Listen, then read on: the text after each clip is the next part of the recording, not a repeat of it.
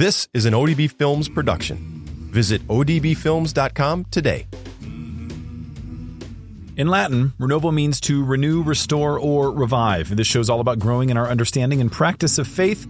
Past episodes are available wherever you like to listen to podcasts. I'm Doug Tuke, the Vice President of Ministry Advancement at ODB Films, and today we take a look at the Marian apparition of Zeitoun, Egypt, 1968 to 1970. There's been a couple of requests for this show over the years, and I just had not really gotten around to it, and I'm kind of excited about it because I knew nothing about this apparition. I mean, I didn't know a thing. I think I had seen like black and white photos, but I had never read a single article, and it's totally like accepted, and it's the apparition that's been viewed by the most people. You think about like Fatima and Lourdes, and you think about these other apparitions, just a few people really have made this sort of like established vision, the actual event a part of their lives. And then you kind of hear the stories and people go to there and they receive a lot of healings and things like that. But actually seeing the apparition, this one had millions of people that have seen it. So what a fun show to talk about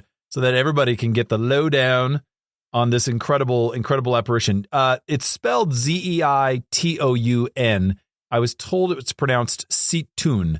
So if I say it wrong, I apologize, but that's the plan. So the visions occurred at the Coptic Orthodox Church of St. Mary in Zeitoun. It's in the Cairo, Egypt suburb, just really close to the road that was actually taken by the Holy Family during their flight into Egypt. There's a whole pilgrimage in Egypt that documents the presumed road of the Holy Family, which is cool. And this is right near there. And it's really interesting to note that the land in which the church actually stands originally belonged to a family of devout Coptic Christians called the Kahil. And in 1920, one of the family members was about to build on it, and the Blessed Virgin appeared to him in a dream and told him to build a church instead in her honor on that site, and told him, according to his journals, that in 50 years she would bless it in a special way. And sure enough, 50 years later, relations between the Coptic Orthodox Church and Rome, already really close to 1968, were further enhanced by the fact that Pope Paul VI returned St. Mark's relics from Venice to Egypt that year to really build that union between our Coptic brothers and sisters. And this act of charity really set the stage for these incredible visions that Mary would take part of in the following months. So this is so cool. So the Virgin Mary first appeared privately to the priest of St. Mary's Church, Father Constantine Musa. One evening, she appeared in the church on the steps by the altar, he says. When she spoke to him, he fainted and he fell to the floor. He talks about this in his journal and in the interviews, being a total humble guy who did not wish to draw any attention to himself. He didn't even tell anybody about this visitation till just before he died in 1984. So we didn't even know about this until way later. He told the chairman of the papal committee that the Virgin Mary had described the nature of her impending visit with him and had told him, be ready. And little did he know that millions of people would be coming to his church to see him. To see her, sorry. That's amazing. So he was given like a foreshadowing by our mother to say, hey, things are going to get busy. Like, you better be ready. Keep the church clean because here it comes. And here's what happened.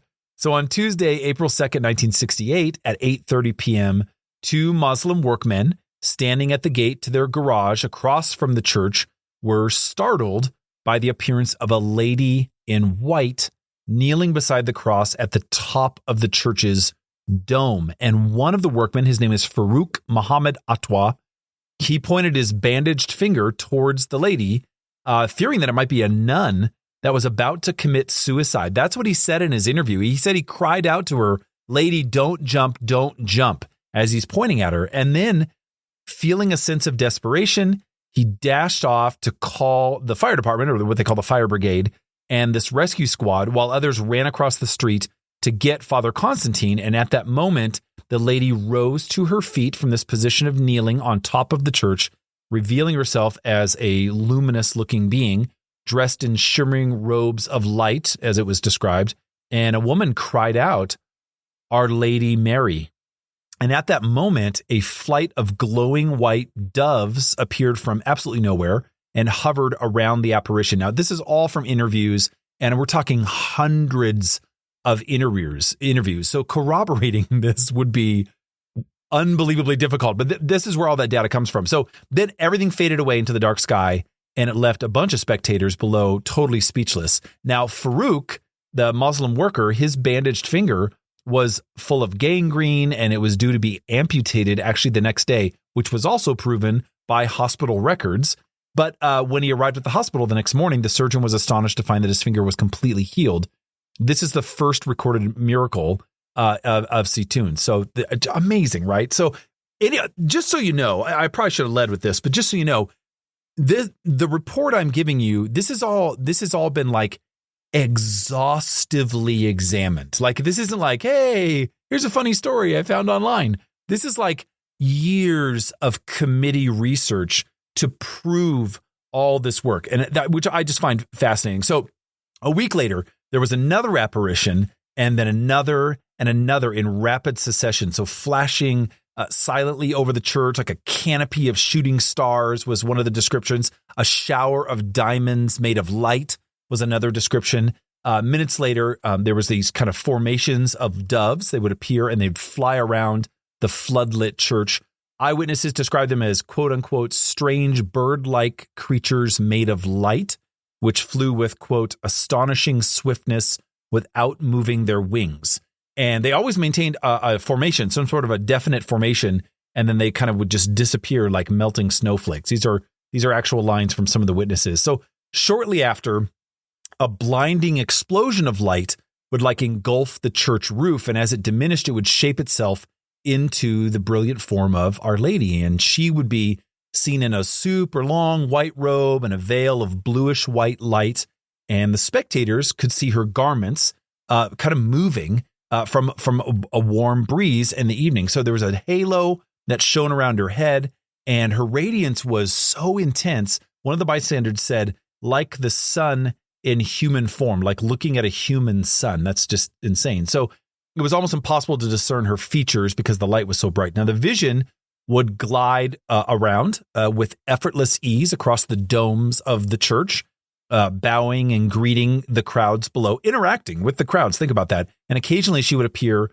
above or between the palm trees in the church courtyard, or emerge in a globe of light, bystanders said, from either one of the four corner domes or other structures. Unbelievable. Now, sometimes she would be seen with the infant Jesus cradled in her arms, or with Saint Joseph and the Christ child at about age 12. These kind of Holy Family images, all recorded by witnesses. Incredible. A dazzling crown of light, sometimes shown above her head, giving this impression of like an unearthly majesty.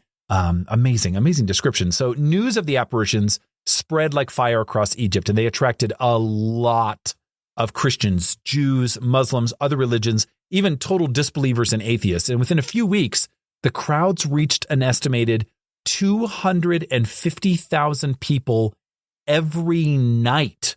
This is in the 60s and then the late 60s.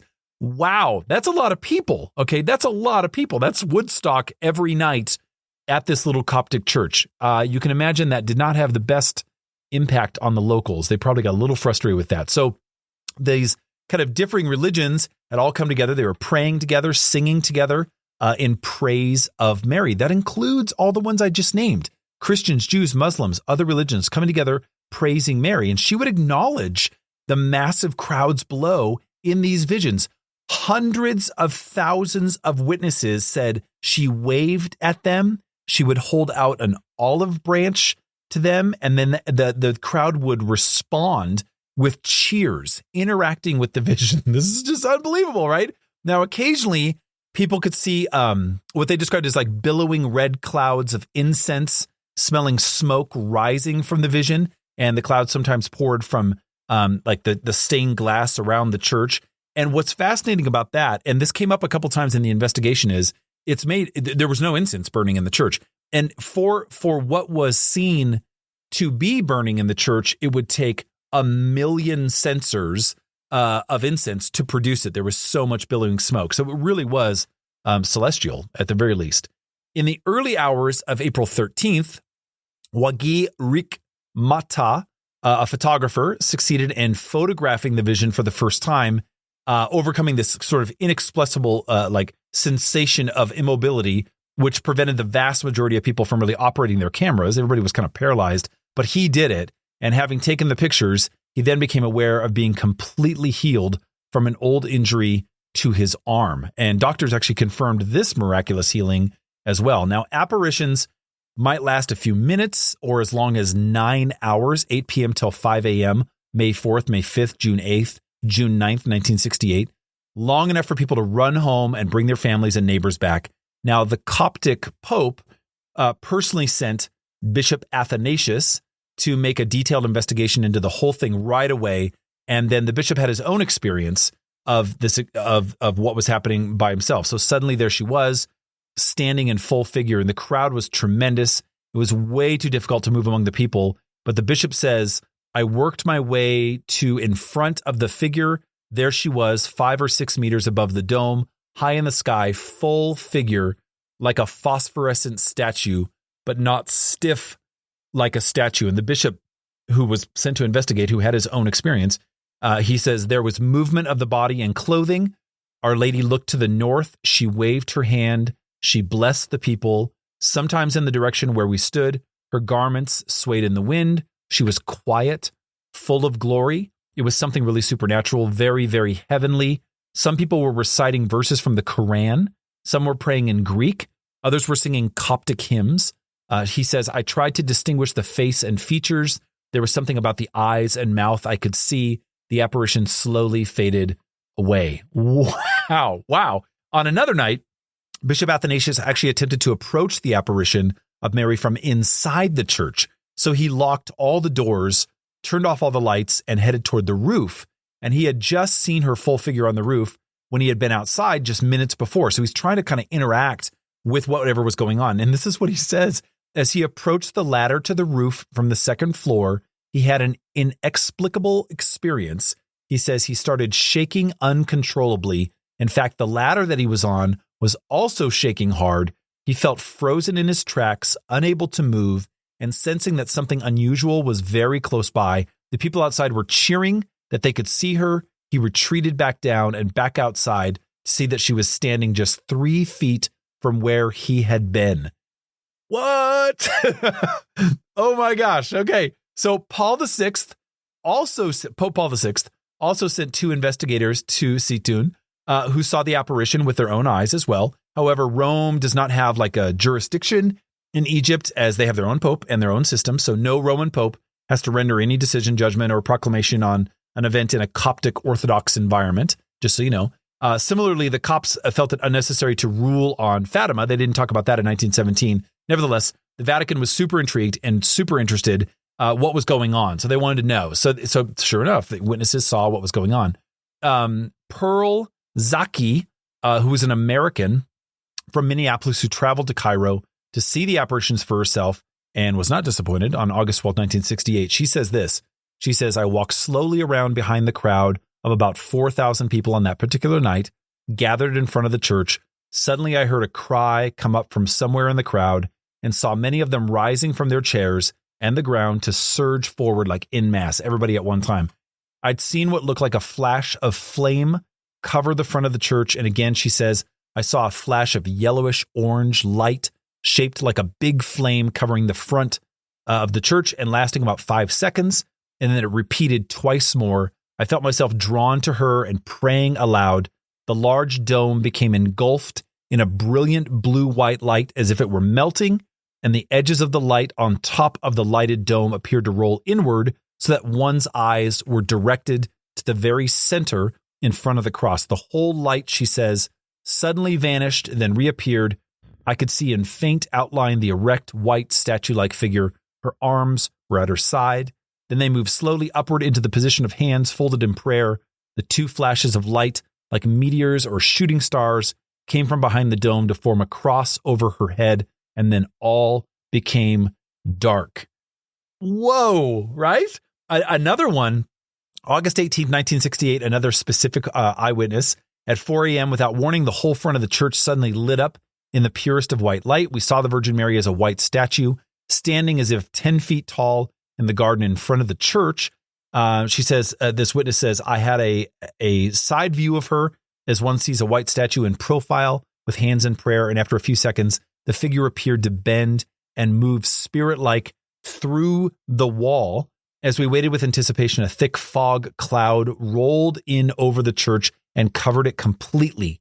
The sky above the domes of the church became a reddish purple hue, and a fragrance like incense filled the air. One could reach out as if to touch it or move his hand through what seemed like a thick film of heavy air. This is amazing. So 99% of the time, there are no clouds in Egypt ever. So fog in Egypt, this is not the Pacific Northwest. This is not the norm. This witness says, my son saw her silhouette in a kneeling position at the front of the dome. Unbelievable. I mean, all these witnesses, often in a burst of light, she would appear out of what seemed to be nothing.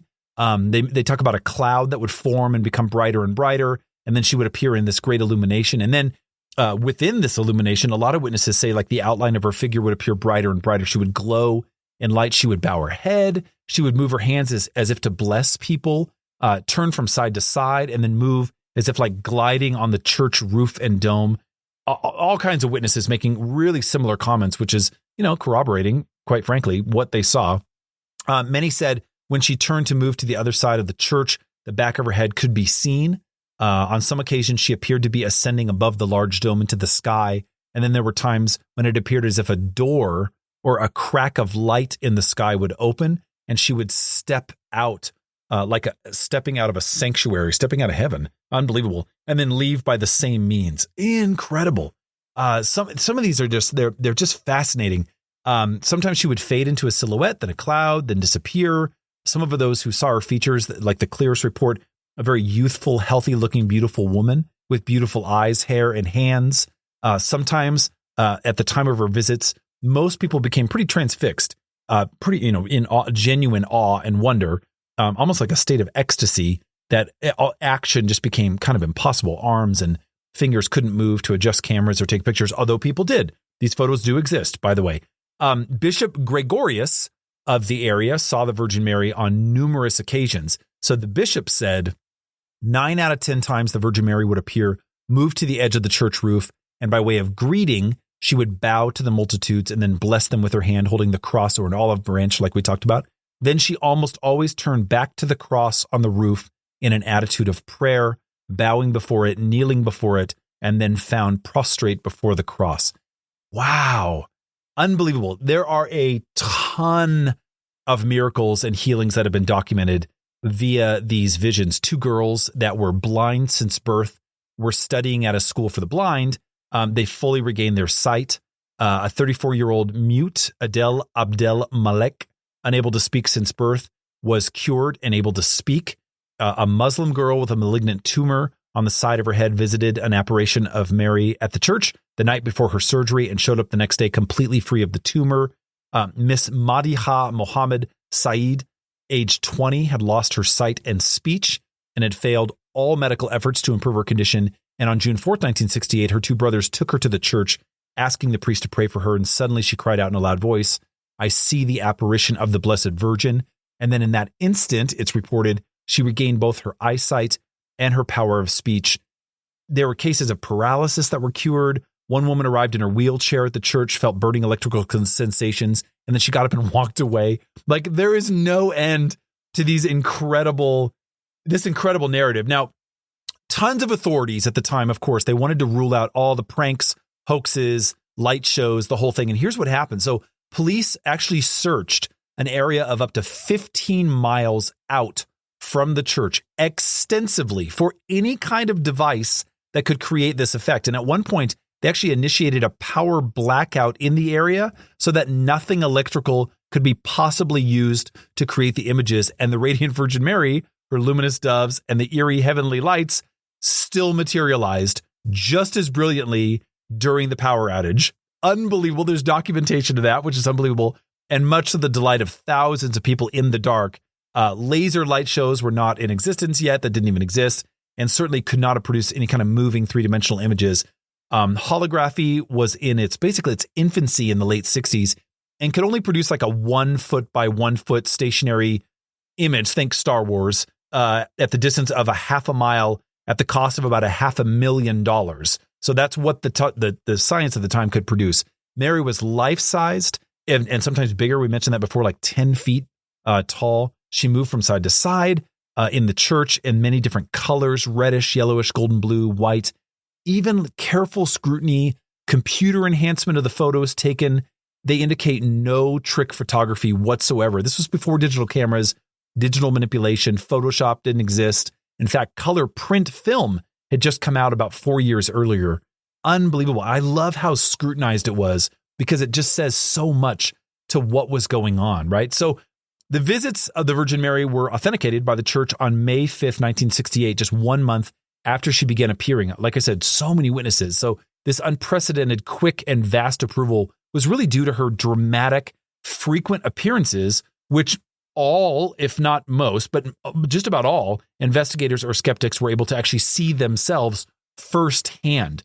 So the official statement by the Coptic Pope at the time, Anba Kyrillos VI, this is what he says. He says, the appearance have been witnessed by many thousands of citizens and foreigners belonging to different religions and sects, together with groups of religious organizations and scientific and professional personages, and all other categories of people who have proclaimed and announced their witnesses, confirming the certainty of the Virgin's appearances, all giving the same particulars as to description and form and time and place, thus proving a whole agreement in witnessing that has elevated the matter of appearance above any doubt or any lack of proof or evidence. It's incredible. Okay, now by the early 1970s, the frequency of the apparitions, they had diminished to an average of about one per month, and it's recorded that the last glorious and final public sighting was on May 29th, 1971. Crowds, thinned out over the years, but it's estimated that 3 out of every 4 Egyptians had seen her by then. Think about that. 3 out of 4 Egyptians had seen her by then. Wow. And many had numerous sightings. It's estimated that 40 million people encountered her heavenly presence, including the president, President Nasser of Egypt. The president even went and was like, yep, there she is. Oh my gosh. So it's kind of theorized that she never spoke or relayed any verbal messages due to the diversity of the crowds and varying beliefs. In this case, her image alone was truly worth, 1,000 words, tons of conversions, miracles continued to this day. And she would return to other parts of Egypt, actually several more times in the next 30 years. And there's all kinds of stories of these kind of mysterious encounters with women on the road, and catching a ride to a certain destination and a healing taking place in their cars and everything else. So just unbelievable. Wow. The Marian apparition of Zeitoun, Egypt. Now you know. This is the kind of stuff, we have conversations about stuff like this, Eucharistic miracles, apparitions. If you're just struggling with the reality of faith, the reality of the goodness of our Lord, our Heavenly Mother, desperately loving you, just remember these moments in history, probably when we needed her the most, to be reminded of how real and how loving our Mother truly is. I hope during this Lent that you make that a part of your incredible prayer experiences. Awesome. Thanks for listening. Sincerely, we're partners in the journey of faith. I really hope you'll share the Renovo podcast with friends and foes. Send your topic suggestions, questions, and/or comments to doug@odbfilms.com. Always remember to engage the tradition and live the conversion. Until next time, God bless.